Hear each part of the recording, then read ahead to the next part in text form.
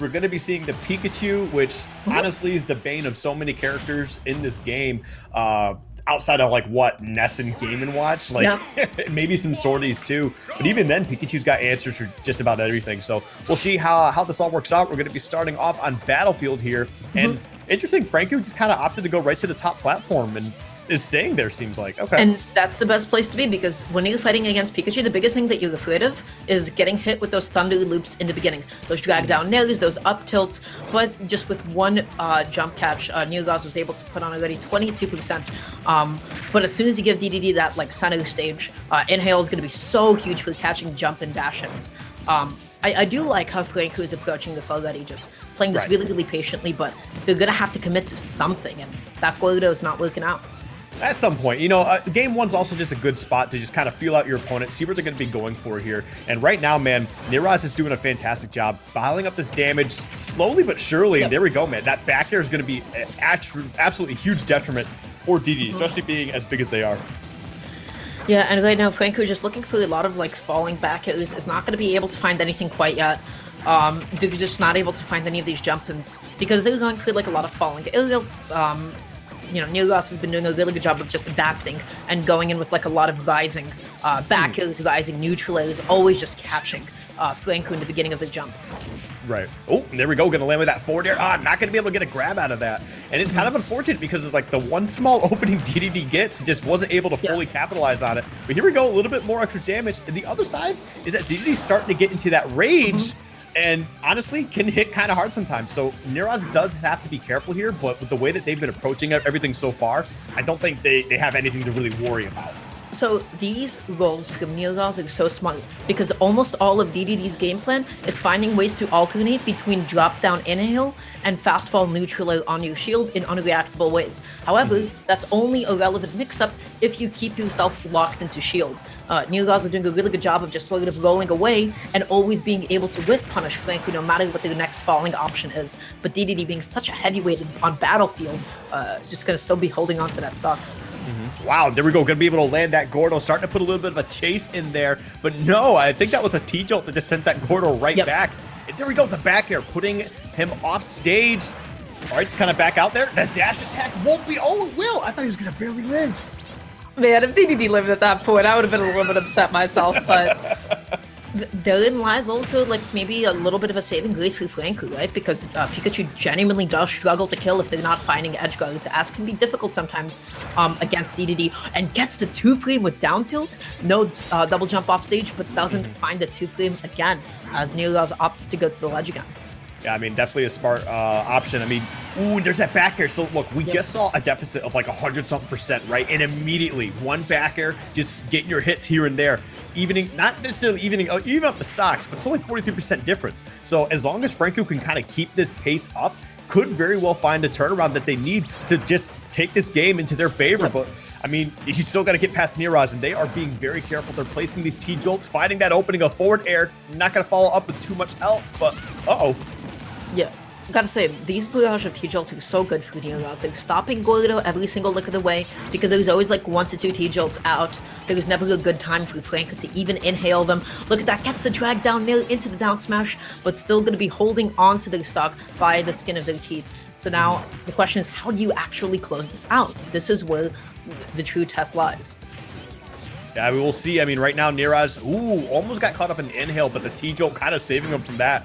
Gets the down tilt, won't be able to follow up with that either. So there's a lot of small things that Neeroz is doing really well, but just barely missing out on some stuff. The up smash not going to be enough either. And we're going to get probably one more chance, at least for Franku, to try and make some sort of comeback here. Franku keeps on trying to inhale these T-Jolts, but Neeroz has been doing such a good job of maneuvering around them, just always ready for the deflected T-Jolt. That forwarder doesn't do it quite yet, but the next dash attack, the next forwarder, the next back air will certainly be able to do it. Oh, this could be bad news. Let's see what the... Okay, just going to go for the Gordo. Gets to grab, putting it Neeroz right back off stage. Won't be able to land that one. And won't get the up smash. That's unfortunate. And this is, look at this, 192 and 71% all of a sudden. Pikachu is also at kill percentage. Oh my god. Oh my god, indeed, man. That was... Dude, being blood trapped by Dedede does not feel good. It really doesn't. It was like, damn, did I just get Goldo F tilted 6 times in a row, and now I'm at like kill preset. So it's like always like, wow, I was winning, and now this is the one big win condition for Dedede. So as long as Neeroz is able to avoid that, they're gonna have a good time. Ooh.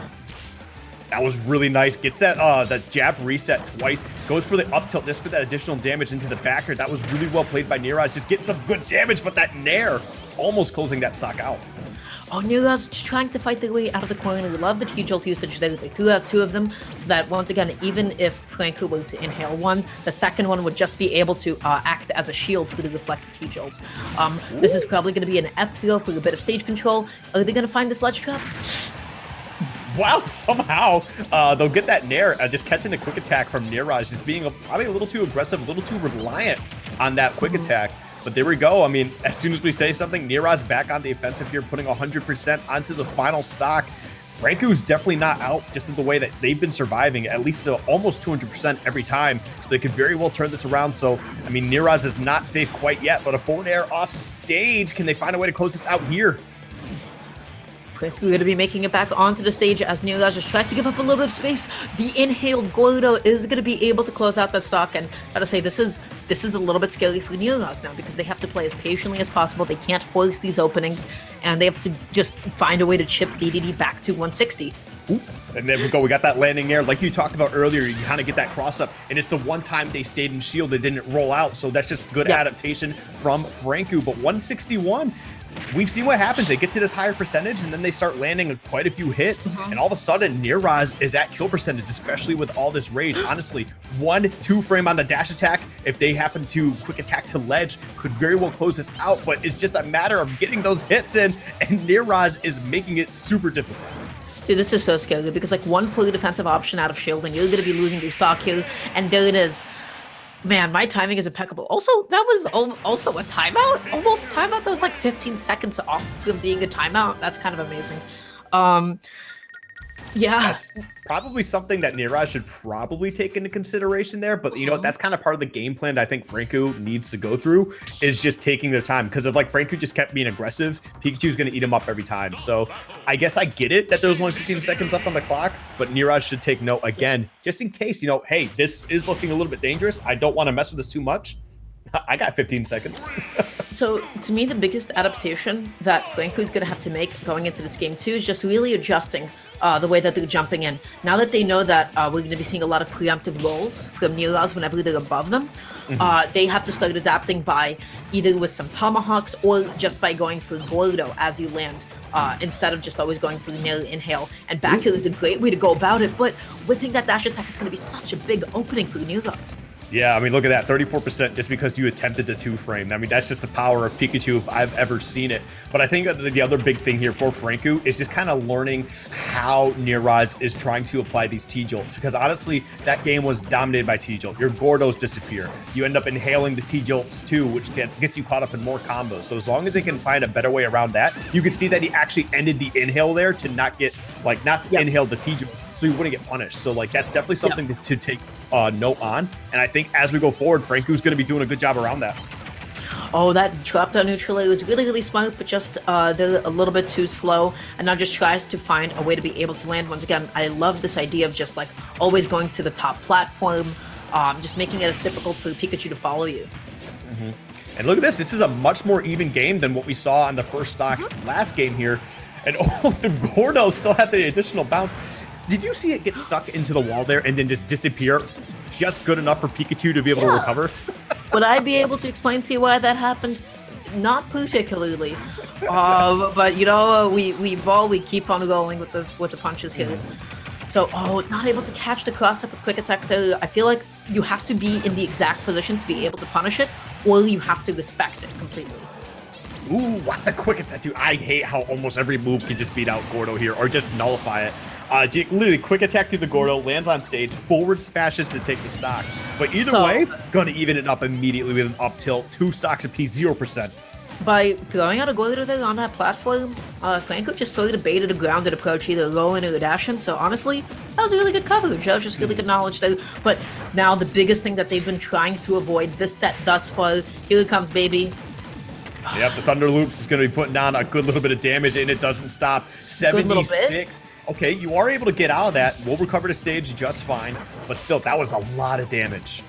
If that was, it still is. It doesn't stop because they have yet to be able to get their feet firmly back onto the ground. They're trying to find their way out of the corners, out of the blast zones, but I feel like Franku is just consistently losing a lot of these interactions. They're always like pressing unsafely.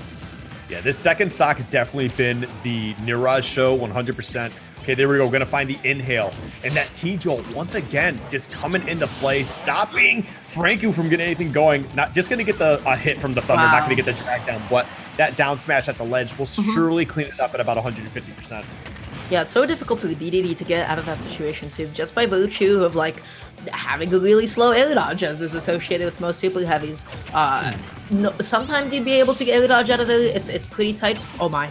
That was almost a sick little strong hit. The Thunder, oh my god. I don't think he would have broke shield, but it would have been scary enough to the point you just don't want to deal with that. So, I mean, hey, good stuff from Neeroz, just kind of recognizing the situation they were in and just rolling behind before it was too late. But right now, 86% still not out of the cards for Franku, and because of an up smash like that, they're going to even it up. 61% is not that bad. Listen, the difference in the kill percent between these two, this game is basically even because we are seeing Franku lose their stock at 150 compared to Neeroz, who's losing theirs at around the 100 mark. And such a big percent difference is honestly, it makes really all the difference. So for now, if I'm Franku, I'm still chilling. I don't feel too much pressure right now. I mean, it's part of the game, like you mentioned. With heavies, there's some things you got to deal with. One of them is that you take about 80%, and then you get to play the game. So we'll see if Franku is able to get that started, but they gotta be careful with some of these landings because, I mean, Neeroz is just kind of eating them up at the moment. Yeah, there isn't a whole lot that they can do. Neeroz's option really just amazing, but then their own Gordo. Sometimes it be your own. Damn. Oh, the T-Jolt, I can't believe the angle it sent that Gordo at. And you could tell, like, they were just not ready because there was no kill screen. He just died. Like, that was it. They just flew up to the top blast zone. And that's going to be the set there, 2-0 in Neeroz's favor. Dude, it's tough sometimes. I play a lot of Dedede. Whenever you throw out a Gordo and you're like, man, I sure hope this doesn't get hit at me when I'm like, stuck in the end lag. Because there's sometimes you're like, hey, I'm going to throw this Gordo out. The opponent can react to this. Maybe I can bait it out, them hitting it back so I can shield it. But then there are times you're just trying to land and you throw it out and you're thinking, oh man, you're safe. You're not. You're just never safe. Nope.